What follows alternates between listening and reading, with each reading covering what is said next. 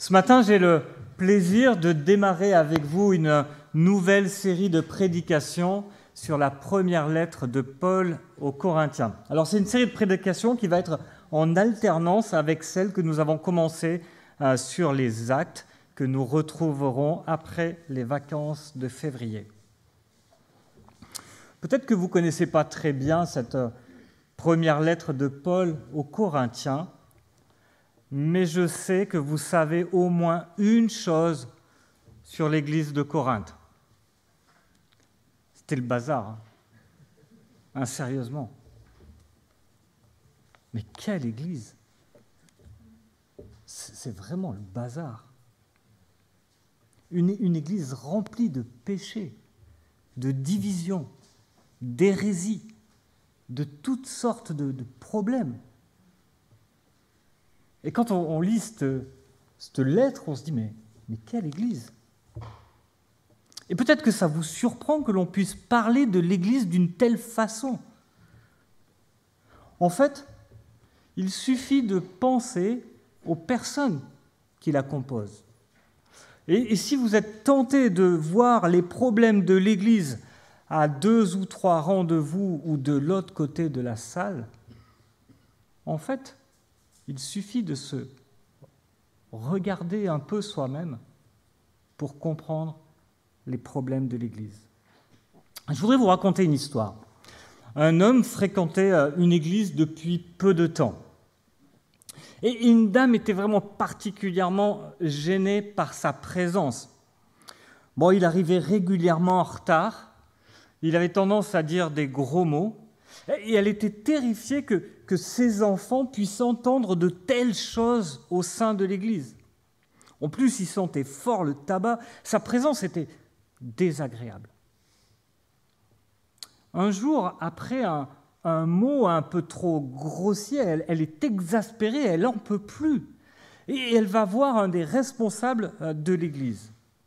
Elle veut se plaindre de cette personne-là. Alors, ce responsable l'écoute attentivement et puis lui pose cette question. Qu'est-ce que votre conversion a changé radicalement dans votre vie? Alors, réfléchis un peu. Je ne sais pas, vous savez, mes parents m'ont donné une bonne éducation. Depuis toute petite, j'ai vécu sur les bancs de l'église. Depuis toute petite, je sais que je dois bien me comporter pour plaire à Dieu. Je ne suis pas parfaite, mais je fais de mon mieux. J'essaie vraiment d'être une personne honorable, d'être quelqu'un de gentil, quelqu'un de prévoyant, d'attentif. Je ne sais pas trop répondre à votre question. Eh bien, cet homme, lui répondit-il, il est presque né dans la rue. Depuis son plus jeune âge, il a commencé à guetter pour des trafiquants de drogue. Et puis, il est devenu lui-même un de ces trafiquants. Et il a eu une vie vraiment désordonnée. Il est passé dans tous les péchés dans lesquels un homme peut passer. Et puis un jour, il a rencontré Jésus. Et de suite, sa vie a changé. Il a arrêté son trafic, il s'est livré à la police. Et aujourd'hui, il est ici parce que dans son ancienne ville, ses anciens complices le recherchent. Non seulement il a tout perdu pour suivre Jésus, mais en plus, il est un homme radicalement différent. Il n'a plus rien à voir avec le trafiquant de drogue qu'il était. Il est un homme gentil, travailleur, qui cherche à s'intégrer socialement, qui cherche à faire du bien à son prochain. Mais oui, il traîne encore pas mal de choses dans ses bagages. Des dettes, il n'en a pas fini avec toutes ses addictions. Son langage reflète encore effectivement les années qu'il a passées dans la rue. La ville de Corinthe avait vraiment une mauvaise réputation. En fait, c'était une ville d'environ 800 000 personnes, une ville qui avait été reconstituée par Jules César en moins 44, et qui avait un rôle central par sa position dans l'Empire avec un commerce qui passait par cette ville. Elle avait 2 ports, un qui était sur la mer Égée et l'autre sur la mer Adriatique. C'était une ville qui était brassée, qui était multiculturelle. C'était une ville où plein de gens étaient venus s'installer pour faire du commerce, pour s'enrichir. Mais c'était aussi une ville où il y avait énormément de pauvres. On comptait environ 400 000 personnes qui étaient des serviteurs ou des esclaves. C'était une ville qui, avec cette multitude de personnes, avait une multitude de divinités. Un auteur de l'époque dénombrait 26 temples différents dans cette ville. C'était une ville qui avait une tellement mauvaise réputation que lorsque l'écrivain Aristophane écrit, il utilise le verbe « corinthianiser » pour décrire une vie de débauche. C'est sympa, hein ? Imaginez qu'on dise que quand vous êtes un habitant d'Étupes ou de, je sais pas, de Blamont, etc., ça veut dire que vous êtes quelqu'un qui est plein de débauche. On disait, vous êtes une fille de Corinthe pour dire que vous étiez une prostituée. Voilà la ville de Corinthe. C'est à cette église de cette ville que Paul est en train d'écrire. Mais il ne faudrait pas se tromper. Les églises d'aujourd'hui, notre église en particulier, n'est pas si différente de la ville de Corinthe. Aucun de nous n'est arrivé neutre dans l'église. Nous sommes tous influencés par la culture qui nous entoure, par le monde dans lequel nous baignons. Nous sommes tous victimes et coupables de notre péché. En fait, l'Église est une communauté de pécheurs avant d'être une communauté de saints. Chacun de nous est en chemin. Alors, sur quoi pouvons-nous nous appuyer ? Comment allons-nous grandir en maturité ensemble ? Dans cette lettre, dans cette introduction de la lettre de Paul aux Corinthiens, Paul nous donne 3 encouragements pour marcher ensemble et grandir en sainteté. Le premier, c'est que l'Église est conduite à la sainteté par Jésus-Christ. Le second, c'est que l'Église ne manque d'aucun don. Le troisième, c'est que l'Église est soutenue par la fidélité de Dieu. Alors, si vous voulez bien ouvrir vos Bibles avec moi, lisons dans 1 Corinthiens au chapitre 1, les versets 1 à 9. 1 Corinthiens, chapitre 1, les versets 1 à 9.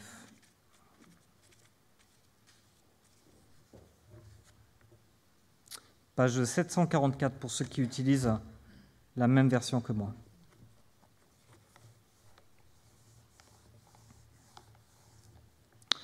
De la part de Paul, appelé à être un apôtre de Jésus-Christ par la volonté de Dieu et du frère Sosthène, à l'Église de Dieu qui est à Corinthe, à ceux qui ont été conduits à la sainteté par Jésus-Christ, appelés à être saints, et à tous ceux qui, partout, font appel au nom de notre Seigneur Jésus-Christ, leur Seigneur et le nôtre. Que la grâce et la paix vous soient données de la part de Dieu notre Père et du Seigneur Jésus-Christ. Je dis constamment à mon Dieu toute ma reconnaissance à votre sujet pour la grâce de Dieu qui vous a été accordée en Jésus-Christ. En effet, en lui vous avez été comblés de toutes les richesses, en particulier en ce qui concerne la parole et la connaissance, dans la mesure où le témoignage de Christ a été solidement établi parmi vous. Ainsi, il ne vous manque aucun don, à vous qui attendez le moment où notre Seigneur Jésus-Christ apparaîtra. C'est lui aussi qui vous affermira jusqu'à la fin pour que vous soyez irréprochables le jour de notre Seigneur Jésus-Christ. Dieu est fidèle. Lui qui vous a appelé à vivre en communion avec son Fils, Jésus-Christ, notre Seigneur. Premier principe, premier encouragement, notre Église est sanctifiée par Jésus-Christ. Regardez les 3 premiers versets de ce texte. Il nous parle beaucoup d'appel. Au verset 1, Paul est appelé à être apôtre. Au verset 2, ceux qui ont été conduits à la sainteté par Jésus-Christ sont appelés à être saints. Au verset 3, Paul nous parle de tous ceux qui partout font appel au nom du Seigneur Jésus-Christ. En fait, dès le début de sa lettre, Paul met l'accent sur le fait que c'est Dieu qui est à l'initiative. Lui-même se présente comme appelé par Dieu. Un peu plus loin, quand nous serons dans les Actes, nous arriverons au chapitre 18, nous verrons que Paul a passé auparavant 18 mois dans cette ville de Corinthe. 18 mois pendant lesquels il a prêché à cette église de Corinthe. Et l'église de Corinthe connaît bien Paul. Il n'est pas juste passé comme des fois dans certaines églises où il s'est arrêté peu de temps. En fait, l'église de Corinthe, c'est l'église où il a passé le plus de temps avec celle d'Éphèse. 18 mois à Corinthe, 3 ans à Éphèse. Et il est à Éphèse, il est en train de leur écrire cette lettre. Les Corinthiens connaissent Paul. Quand Paul dit qu'il a été appelé à être apôtre, à quoi est-ce qu'il pense ? La même chose que nous. Il repense à l'appel de Paul. Paul persécutait l'Église, mais Dieu l'a arrêté sur son chemin de Damas. Paul persécutait l'Église et Dieu l'a appelé et il en a fait un des bâtisseurs de l'Église. Leur Église est née du passage de Paul parmi eux. Leur Église est née du fait que ce persécuteur d'Église a été appelé à être un bâtisseur d'Église. Si Dieu ne l'avait pas appelé, lui, Paul, à être son apôtre, eux n'existeraient pas en tant qu'Église. C'est Dieu qui a pris l'initiative. C'est par sa volonté qu'il est devenu apôtre. Et Paul leur rappelle son autorité. Il n'est pas seulement là en train de leur écrire comme un frère, comme Sosthène, qu'il cite dans sa lettre. Vous voyez le contraste. Paul leur écrit en réponse d'une lettre qu'il a reçue des Corinthiens, en réponse de bruits qui sont venus jusqu'à lui, lui disant le désastre qu'il y a dans cette Église. Et il va leur dire, ce qu'il va leur dire sera parfois difficile à entendre, et il affirme clairement son autorité de celui qui a été appelé par Jésus-Christ lui-même. Mais en fait, il ne s'arrête pas là. Il leur rappelle que lui a été appelé, mais qu'eux aussi ont été appelés. Eux qui sont l'église de Paul, d'Apollos, de Céphas. Ah non, eux n'ont pas d'église. Eux qui sont l'église de Dieu. Cette église de Dieu qui est à Corinthe a aussi été appelée par Jésus-Christ. Il dit « Ceux qui ont été conduits à la sainteté sont appelés à être saints. » Alors, comme je sais que vous aimez beaucoup ça, on va faire un peu de théologie. Je vois plein de sourires inquiets. Non, juste être sûr qu'on met les mêmes choses derrière les mêmes mots. À la conversion, nous parlons de justification. Par la justification, Dieu déclare juste le pécheur. Pas à cause de sa justice, mais à cause de celle de Christ. Dieu accepte la mort de Christ à notre place et nous attribue sa justice. Toute ma justice vient du fait que la justice de Christ m'a été appliquée. En fait, nous sommes définitivement et parfaitement justes aux yeux de Dieu. C'est pas incroyable ça, la justification ? Nous sommes parfaitement justes, définitivement justes aux yeux de Dieu. Et puis à la conversion, nous parlons aussi de sanctification. Et la sanctification, c'est le processus par lequel le croyant devient de plus en plus saint. Et ça, ce n'est pas quelque chose qui a lieu une fois pour toutes, c'est un processus qui dure toute notre vie. Un processus qui sera achevé, on y reviendra, lors du retour de Jésus-Christ. Maintenant, c'est là que ça se complique un peu. Parce que, regardez, Paul parle de cette sanctification au passé. Regardez le verset 3. Paul dit qu'il parle de ceux qui ont été conduits à la sainteté au passé et qui sont appelés à être saints au futur. En fait, au passé, il parle de la position que nous avons acquise en Christ. Nous avons été mis à part par Dieu. C'est parfaitement fait. Nous sommes déjà sanctifiés. Mais d'un autre côté, nous ne sommes pas encore parfaitement saints, d'où les problèmes de l'Église. Et nous sommes appelés à être saints. L'Église de Dieu qui se réunit à Corinthe, l'Église de Dieu qui se réunit aux 34 rues du Cordonnier à Étupe, est appelée à être mise à part pour Dieu, consacrée. Dans le temple, certains outils étaient consacrés pour Dieu. Ça voulait dire qu'on ne pouvait pas les utiliser pour autre chose que pour le service de Dieu. Franchement, un bol, c'est un bol. Une fourchette, c'est une fourchette. Une lampe, c'est une lampe. Nos musiciens qui nous ont accompagnés dans la louange n'ont pas des instruments spéciaux pour le culte, sauf Marie qui n'emmène pas le piano chez elle. Mais ils utilisent leurs instruments pour d'autres usages. Leurs instruments ne sont pas consacrés au service de Dieu. Mais nous le sommes. En fait, c'était un moyen pédagogique pour Dieu pour montrer ce que c'était que d'être saint, d'être mis à part. Nous sommes consacrés à Dieu. Nous appartenons à Dieu. Nous sommes entiers pour Dieu. Notre vie entière lui appartient. Et là, je sais ce que vous pensez. Un peu comme moi. Pas vraiment. Un peu, oui, mais pas complètement. Eh bien, Dieu nous a déjà mis à part pour lui. Un jour, nous serons pleinement consacrés pour lui.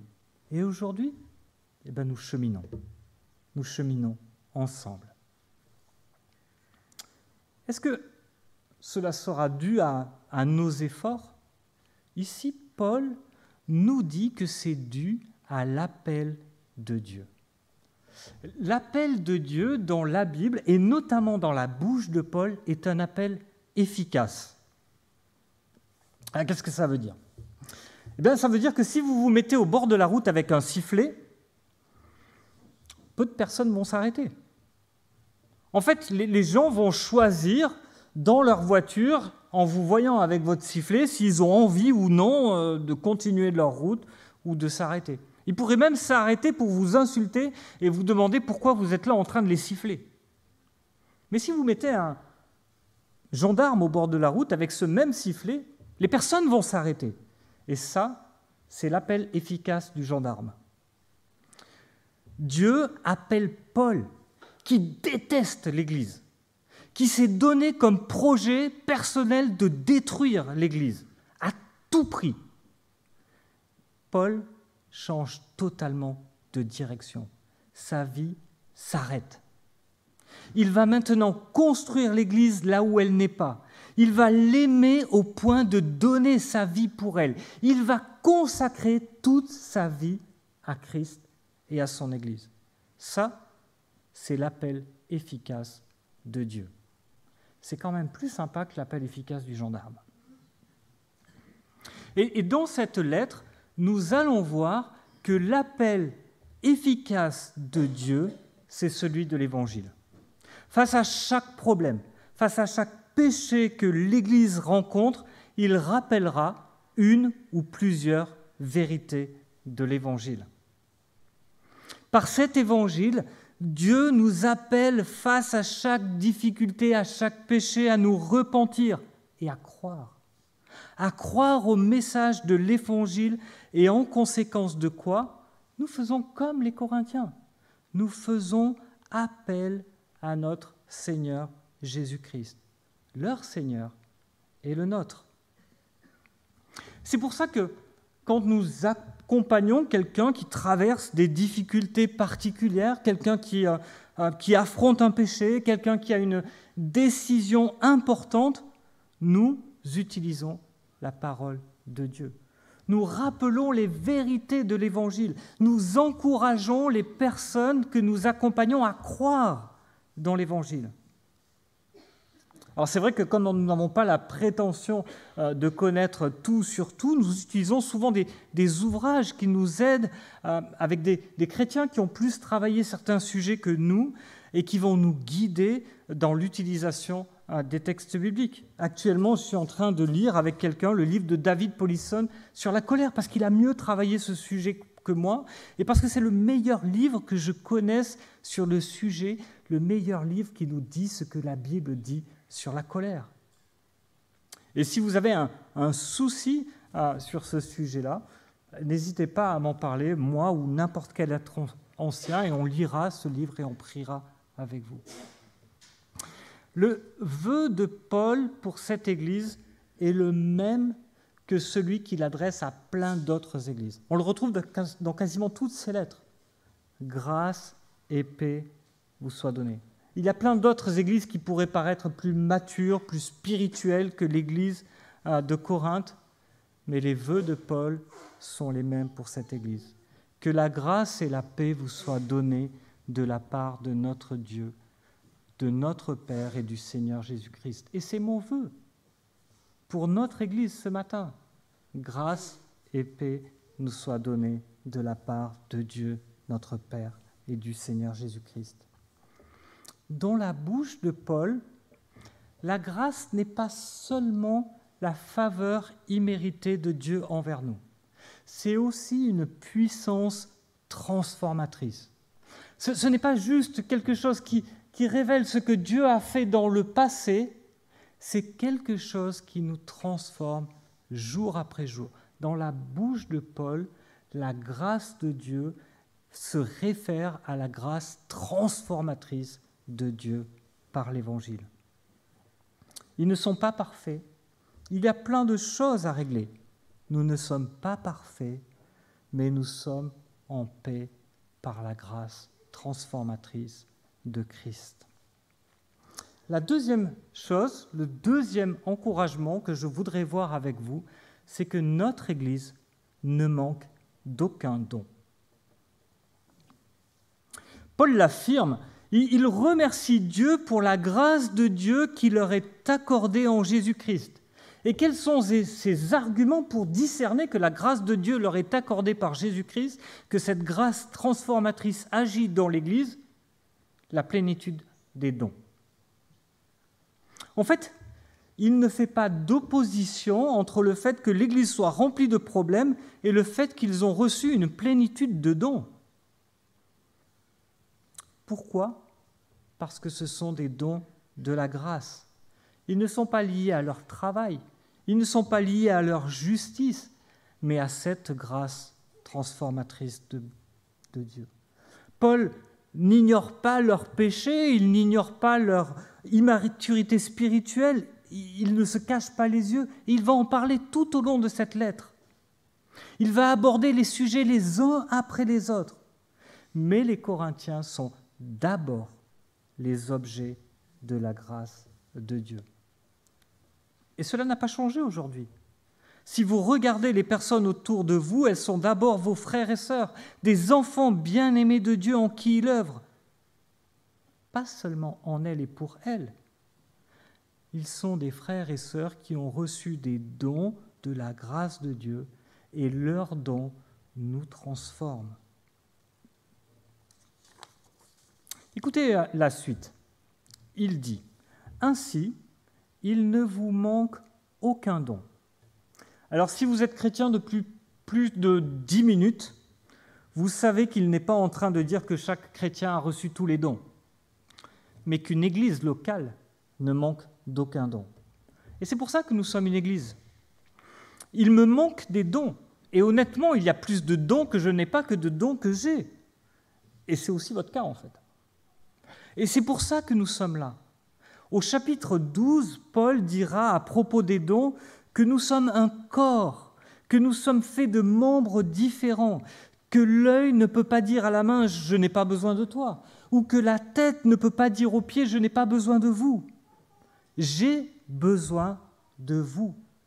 Vous avez besoin de moi. Chacun de nous, avec nos dons, nous formons l'Église de Dieu à Étupe, à qui il ne manque aucun don. D'où viennent ces dons? D'où viennent ces dons? Ces dons viennent de la parole. D'où viennent ces dons? De la parole, de la connaissance dont ils sont excessivement fiers. Ces dons viennent de la prédication de la parole. Il y a 4-5 ans, Paul a passé 18 mois parmi eux, je l'ai dit tout à l'heure, et il a prêché la parole de Dieu. Et il dit dans ce texte que ces dons viennent de la prédication juste de la parole. Ces dons qui sont aujourd'hui à Corinthe sont les fruits de l'évangile prêché fidèlement par Paul. Nous ne prêchons pas l'évangile pour vous remplir d'informations parce que nous désirons que l'Église de Dieu à Étupe soit celle qui connaît le plus de choses à propos de la Bible. Quel est le nom du 5e fils de Jacob? À quel âge est-ce que Josias est monté sur son trône? Quel était le nom de sa mère? Ce n'est pas pour ça qu'on prêche. Nous prêchons l'Évangile parce que c'est sur la base d'un Évangile fermement établi que Dieu distribue ses dons. Et par la grâce de Dieu, il ne manque à l'Église aucun don pour l'œuvre qu'elle a à accomplir là où elle est. Concrètement, qu'est-ce que cela veut dire? Cela veut dire que nous structurons, que nous organisons l'Église en fonction des dons que Dieu donne. Nous ne sommes pas en train de nous dire « Ah oui, une Église, ça a besoin d'un responsable jeunesse. » Bon, alors qui? Qui va être responsable jeunesse? C'est une Église, il doit y avoir un responsable jeunesse. Non.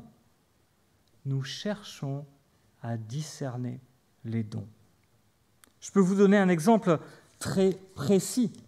Nulle part dans la Bible, il n'est dit combien d'anciens il faut en fonction du nombre de personnes, par exemple. La Bible évoque juste une pluralité d'anciens.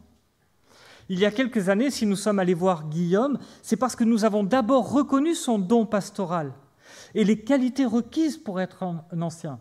C'est parce que nous discernons les dons que nous proposons à Guillaume de devenir ancien. Nous n'avons fait que discerner ce que Dieu a fait. Et ce que je dis pour Guillaume, je peux le dire bien volontiers pour Mathieu, Jean-Noël ou Roland. C'est parce que nous discernons les dons que nous les reproposons à chaque assemblée générale, enfin pas chaque assemblée, je crois que c'est tous les 3 ou 4 ans, comme anciens. Je peux dire la même chose pour les diacres pour lesquels nous avons demandé de voter il y a quelques années. Ce n'est pas juste pour avoir des diacres. Tiens, il nous faudrait un responsable bâtiment, ça fait bien dans une église. Non, parce que nous discernons des dons. La deuxième chose que cela veut dire, c'est que les ministères de l'Église sont aussi organisés, choisis en fonction des dons. Toutes les églises ne font pas tout ce que les églises peuvent faire. Nous n'avons pas une liste d'activités à cocher. De toutes les choses qu'une église pourrait accomplir. Non, nous avons des personnes. Nous avons des personnes qui ont reçu des dons. Des personnes qui sont appelées par Christ.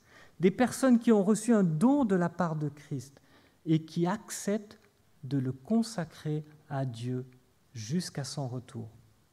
La troisième chose que cela veut dire, c'est que notre engagement dans l'Église est indispensable aux autres. Notre engagement dans l'Église est indispensable aux autres. Nous verrons plus loin dans sa lettre que Paul met l'accent sur le fait que nos dons ne sont pas destinés à nous-mêmes.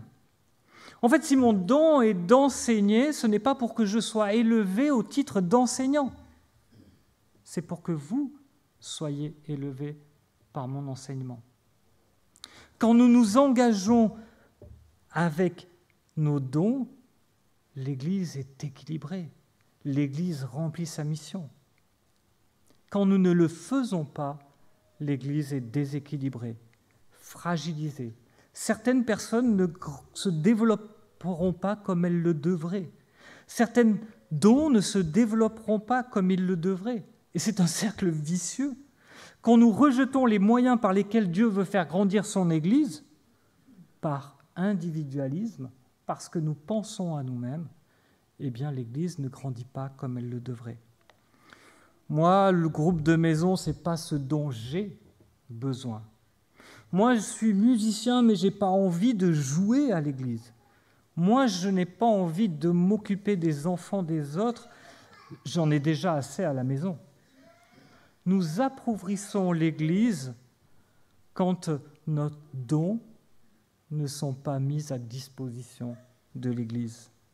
Et nos dons sont liés à l'appel à grandir ensemble dans la sainteté. Troisième encouragement que je voudrais voir avec vous. Notre Église est soutenue par la fidélité de Dieu. Imaginez-vous un instant ces Corinthiens qui viennent de recevoir cette lettre. Ils viennent de lire ces mots si encourageants de la part de Paul. On est souvent étonné quand on lit ces premiers versets et qu'on lit le reste de la lettre. Ils savent qu'ils se déchirent autour de personne. Ils savent qu'ils ont des soucis de relations entre les riches et les pauvres. Ils savent qu'il y a des péchés innommables parmi eux. On connaît par exemple un cas d'inceste. Ils savent même que leurs dons posent des problèmes d'orgueil, d'excès. Alors Paul veut enfoncer le clou. C'est Dieu qui vous a appelé.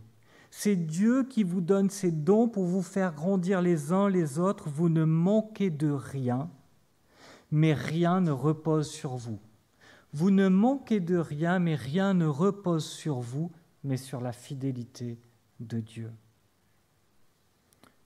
Nous ne croyons pas en nous. Je ne crois pas en moi, et je vous encourage à ne pas croire en vous. Nous croyons en Dieu. Nous croyons en Dieu, dans son œuvre, dans sa fidélité. Nous croyons que c'est lui qui bâtit son Église à Étupe. Nous croyons que c'est lui qui nous rendra irréprochables au jour de Christ. Mais vous entendez ce contraste ? Nous lisons cette lettre aux Corinthiens et nous voyons le péché qui déborde de partout. Mais parce que Dieu est fidèle, il est capable de leur dire « Moi, je crois que Dieu vous rendra irréprochable. » Irréprochable. Comment est-ce que ce qui est vrai pour cette Église de Dieu à Corinthe ne serait-il pas aussi vrai pour nous aujourd'hui, qui partageons la même foi édifiée sur les mêmes fondements, ceux des apôtres? Lorsque j'ai passé mon permis de conduire, j'ai commencé à conduire la voiture avec mes parents. Et à cette époque-là, ils avaient une Peugeot 505, vous savez, ces voitures avec le capot assez long devant. Et paradoxalement, le capot est long, mais on est assis bas.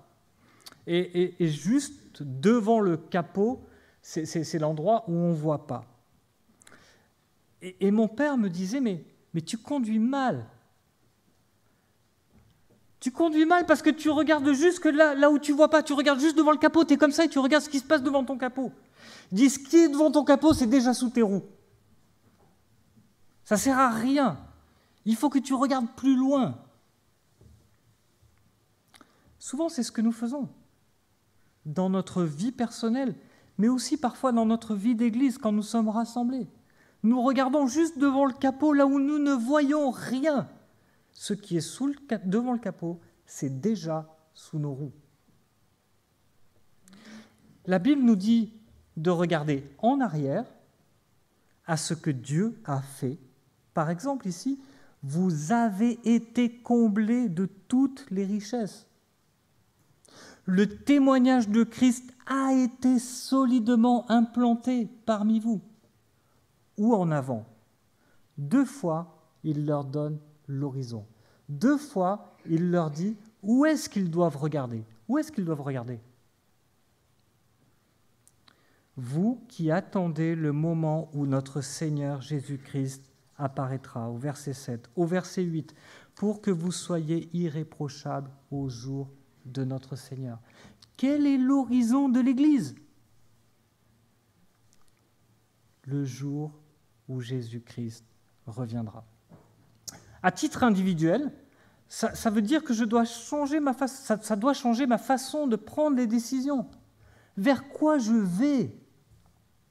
Je peux prendre des décisions fortes, des décisions qui sont difficiles parfois, si je compte sur la fidélité de Dieu et que j'ai un horizon qui est juste, un objectif qui est juste. Je peux renoncer à l'idolâtrie, au péché, je peux suivre la volonté de Dieu concernant les sujets qu'il va aborder, le mariage, la sexualité, parce que je crois en la fidélité de Dieu et que j'ai un horizon juste. Je sais vers quoi je vais. Une expression clé de cette épître, c'est « Ne savez-vous pas ? Ne savez-vous pas ce que dit l'Évangile ? Ne savez-vous pas ?» On le retrouve une dizaine de fois. Et en fait, il est en train de dire, votre problème, ce n'est pas de ne pas savoir. Votre problème, c'est de ne pas croire. Et je dois confesser que la plupart du temps, dans ma vie, mon problème n'est pas de ne pas savoir, mais de ne pas croire dans la fidélité de Dieu qui me conduit vers un horizon juste et parfait. À titre collectif aussi, cela doit changer notre façon d'envisager l'Église. Nous comprenons quel est le projet de Dieu, que l'édification de l'Église repose sur lui par la prédication, par l'enseignement de la parole. Nous sommes parfois découragés en nous disant que l'Église n'est pas ce qu'elle devrait être. Nous devrions nous dire qu'elle n'est juste pas arrivée. Son objectif est plus loin. Nous pouvons avoir une confiance absolue, pas dans l'Église, mais dans la fidélité de Christ qui bâtit son Église. Nos décisions, notre engagement commun, notre vision de l'Église reposent sur la fidélité de Christ. Cette fidélité, nous en témoignons parce que nous l'avons vue dans le passé et parce que nous croyons Dieu, nous pouvons nous l'utiliser pour vivre en direction du futur. Nous ne serons pas toujours d'accord sur tout. D'abord parce que nous ne sommes pas tous au même niveau sur le chemin. Nous progressons et je suis reconnaissant pour les personnes qui sont plus avancées que moi, dont la foi est plus forte, qui ont une foi plus affermie, plus stable, une plus grande confiance en Dieu. Je suis encouragé parce que ils me guident, ils m'encouragent, ils me reprennent, ils me corrigent. Mais tous ensemble, nous recherchons l'unité qui vient de ce que nous sommes appelés à vivre en communion avec Christ. Regardez la fin de ce passage. Nous sommes les membres d'un corps, mais pas n'importe quel corps, son corps. À ce sujet, je voudrais vous encourager à ouvrir vos agendas. Vous pouvez aller à la date du 23 janvier et vous pouvez marquer un truc du style « Je n'ai rien de plus important ». En fait, on pourrait faire ça tous les dimanches. Je n'ai rien de plus important. Il y a plein de fois où je ne suis pas venu au culte, des fois parce que je suis empêché, des fois pour du travail, des fois pour plein de raisons, mais je n'ai rien de plus important. Et ce dimanche-là, nous aurons une assemblée générale extraordinaire de notre association d'église où nous allons justement parler de l'avenir de l'Église. Témoins ensemble de la fidélité de Christ, nous sommes appelés à vivre en communion avec son Fils, à rechercher ensemble sa volonté. Je ne dis pas ça pour dire que nous ne pouvons pas avoir des empêchements. Je voudrais qu'on soit clair sur quelque chose d'assez simple. Est-ce que vous avez remarqué que dans ce texte, Jésus-Christ, 9 versets, Jésus-Christ est mentionné 9 fois explicitement et sous-entendu d'autres fois. En 9 versets, 5 fois, il est souligné qu'il est notre Seigneur. Il est le Seigneur de ma vie. Il est le Seigneur de l'Église. Il est le Seigneur de l'apôtre Paul. Il est notre Seigneur à nous tous ensemble. Regardez l'insistance au verset 2. Votre Seigneur est le nôtre. Nous qui reconnaissons Christ comme Seigneur, nous sommes membres de l'Église de Dieu à Étupe. Nous existons en tant qu'Église par le rassemblement. Paul dira plus loin que c'est lorsque nous sommes ensemble que nous discernons le corps.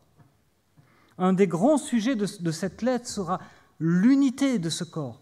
L'unité de ce corps qui se fait et se défait aussi dans les moments importants. Les assemblées générales, en particulier, sont des moments importants où nous pouvons nous engager personnellement sur l'unité de l'Église. Ils nous mettent au défi de vivre cette communion à laquelle nous sommes appelés. Je voudrais juste terminer avec vous en priant.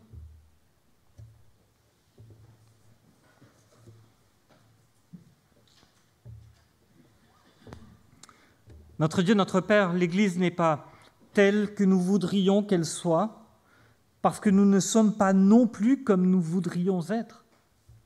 Nous devons bien souvent reconnaître notre amertume, notre colère, notre péché, notre manque de foi. Mais nous sommes encouragés parce que Paul nous rappelle qu'ensemble, nous sommes conduits par toi à la sainteté. Que tu manifestes ta grâce, que tu nous fais grandir en nous donnant tous les dons nécessaires à ton Église. Merci. Merci parce que nous ne manquons d'aucun don. Aide-nous à les discerner. Aide-nous à les mettre à ton service pour que l'Église puisse vivre ta grâce transformatrice sur ce chemin de la sanctification. Merci pour ta fidélité. Que ta fidélité puisse être un encouragement, un modèle pour nous. Qu'elle nous rappelle que cette œuvre que tu as commencé à faire en nous, tu la mèneras à son achèvement. Merci de nous rappeler que c'est ton engagement. Qu'en nous appuyant ensemble sur ta fidélité, notre confiance que ce que tu fais dans l'Église et dans nos vies grandisse. Que cela nous conduise à vivre ensemble en communion avec toi. Que cela fasse grandir notre unité, notre amour pour les frères et sœurs. C'est au nom de Jésus-Christ que nous te prions. Amen.